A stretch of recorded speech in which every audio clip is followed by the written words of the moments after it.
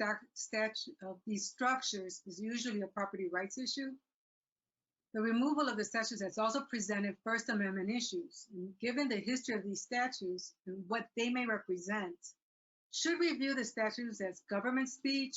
And if so, what obligation does the government have to take them down? Yeah, it's great question, because the simple answer is yes, they are government speech.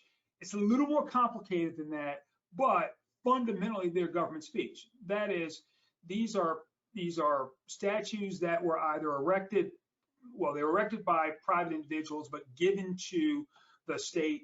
There's the state and the city. They're on either state land or city land that is controlled by the state or the city. Essentially, they amount to government speech. We've had actually a couple cases relatively recently out of the Supreme Court talking about issues of let's say, stuff on public property. We had the Pleasant Grove versus Summum case, which was talking about not a memorial, but a statue or a monument that was going up in a public park. The argument that the folks who wanted to put the statue up or the monument up was, they said, well, this is our First Amendment right to do this because in this park there are a number of other memorials or statues that are already up. And the city said, well, no. We accepted those monuments on behalf of the city. They are the city's monuments now, and displaying them, or the choice to display them, is the city's right, the city's speech, and the choice to not display them is the city's speech, not a negation of the speech of the person who wants to give us this monument to put on public property. So you have that piece of the puzzle.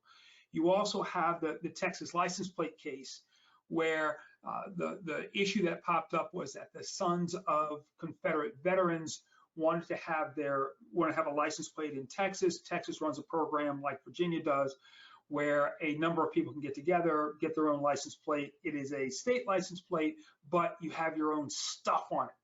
And what the state of Texas said is, it's still our property, it's still our speech. That is, even though a private entity wants to create a license plate, or at least create the design of the license plate, and even though that is the thing that the private individual wants to do, that license plate itself is essentially the state's real estate, and as a consequence, the state at least has a right to regulate, because it's government speech. It's going to be on that license plate. So as a consequence, the state had a right to say, no, we're not going to allow this particular design on the license plate. So you add those things together and you start to say, well, yeah, if there's something on public property that the state or the city or the government allows to be there, that thing in and of itself becomes government speech. Whether it should be taken down or not depends on what we think the government should be saying. But the speech is the government speech, and as a consequence, it's not really a pure First Amendment